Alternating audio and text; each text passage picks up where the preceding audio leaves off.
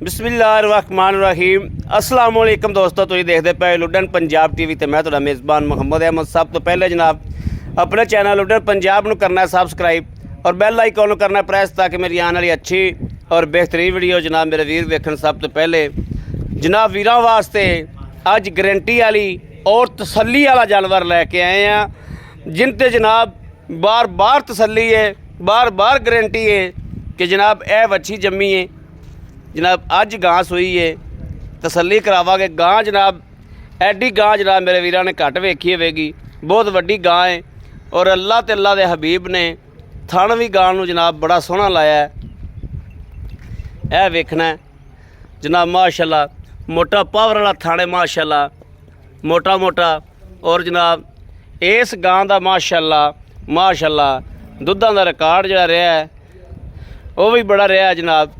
और दूसरा सूबा गारंटी नाल जनाब दूसरा सूबा वा मालक आंदा है, तीसरा सूबा होवे गां मुख दियागा जनाब। यह गां मेरे वीरां दे सामने खलोती है, तसल्ली करनी है मगर जनाब वच्छी बहुत प्यारी है, टीका बहुत चंगा रखाया सी।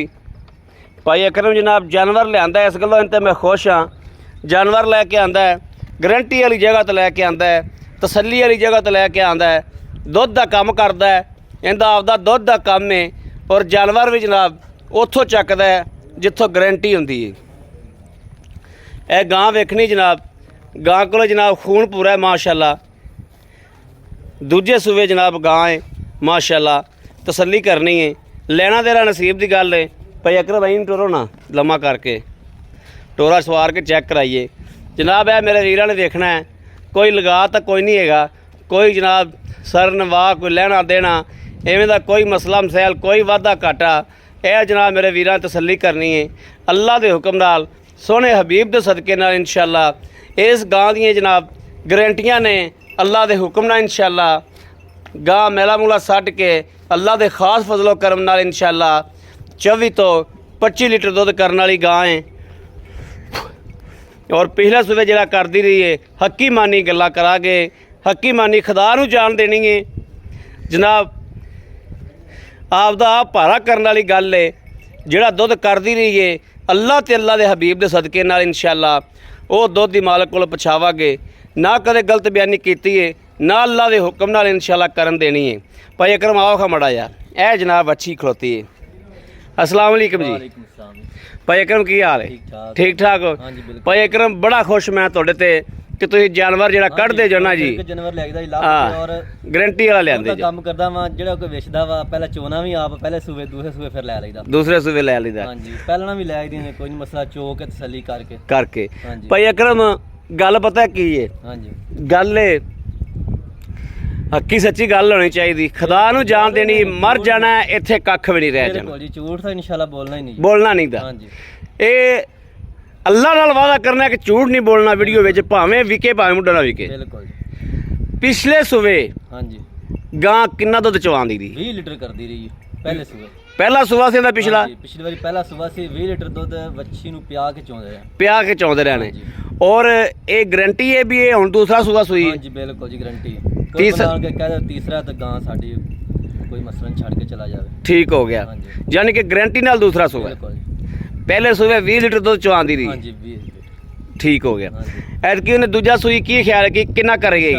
20 तो ज्यादा दुध देवेगा, 20 तो ज्यादा दुध करेगी, भावें 2 किलो भी वधे ना 20 तो ज्यादा करेगी। हां जी।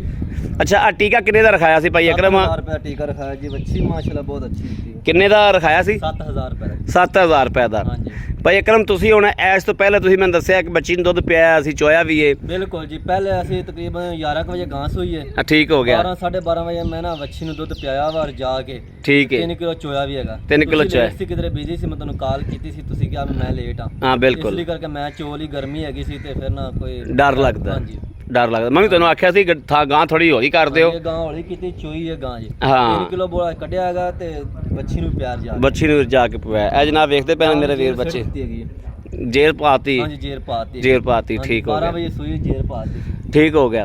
अच्छा भाई अकरम हुण सानूं ये गल करनी मेरा वीर हां जी भी अल्लाह के हुक्म नाल इंशाअल्लाह इन्हें 20 तो दुध करना उत्ते उत्ते इंशाअल्लाह प्लस करे। सानू ਪੈਸੇ ਸਾਨੂੰ ਉਹ ਦੱਸ ਰਹੇ ਨੇ ਜਿਹੜੇ ਆਪਾਂ ਅਗਲੇ ਵੀਰ ਨੂੰ ਪਸੰਦ ਆਵਣ।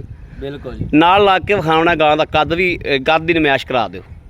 ਗਾਂ ਦਾ ਕੱਦ ਮੇਰੇ ਵੀਰਾਂ ਨੂੰ ਪਤਾ ਲੱਗ ਜਾਏਗਾ ਗਾਂ ਦਾ ਕੱਦ ਕਿੱਡਾ ਹੈ। ਇਹ ਜਨਾਬ ਵੇਖਣਾ ਹੈ ਕਿ ਮਾਸ਼ਾਅੱਲਾ ਭਾਈ ਅਕਰਮ ਤੇ ਜਨਾਬ ਵੇਖਣਾ ਹੈ ਕਿ ਮੱਥੇ ਮੱਥੇ ਜਿਹੜੀ ਹੈ ਕਿ ਨਹੀਂ। ਬਿਲਕੁਲ ਔਰ ਇਵੇਂ ਹੀ ਲਾਮ ਹੈ ਗਾਂ ਨੂੰ, ਗਾਂ ਬਹੁਤ ਵੱਡੀ ਮਾਸ਼ਾਅੱਲਾ।